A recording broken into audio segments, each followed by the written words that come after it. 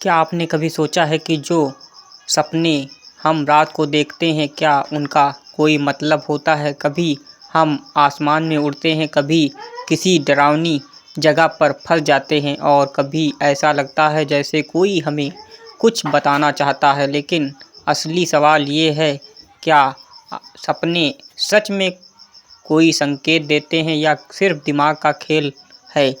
Part 1, सपने क्या होते हैं? वैज्ञानिकों के अनुसार सपने हमारे दिमाग की गतिविधि हैं जो तब होती है जब हम सो रहे होते हैं।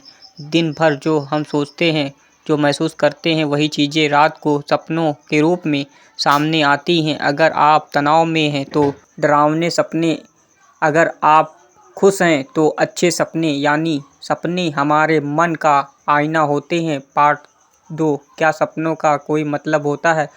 अब बात आती है सबसे बड़ी बात की। कुछ लोग मानते हैं कि हर सपना हमें कोई संकेत देता है, भविष्य की झलक दिखाता है। जैसे अगर आप पानी देखते हैं तो इसका मतलब शांति, अगर आप गिरते हैं तो इसका मतलब डर या असुरक्षा। लेकिन सच ये है, हर सपना भविष्य नहीं बताता। अधिकतर सपने सिर्फ हमारी सोच और भावनाओं का असर देते होते हैं। पार्ट 3, धार्मिक और आध्यात्मिक नज़रिया। आध्यात्मिक दृष्टि से सपनों को कभी-कभी ईश्वर का संकेत भी माना जाता है। कहा जाता है कि कुछ सपने हमें चेतावनी देते हैं, कुछ हमें सही रास्ता दिखाते हैं, लेकिन हर सपना दिव्य नहीं होता। इसलिए बिना समझे किसी भी सपने को सच मान लेना सही नहीं है। पार्ट 4, डरावने सपने क्यों आते हैं? क्या आपको भी डरावने सपने आते हैं? इसका कारण हो सकता है तनाव, डर,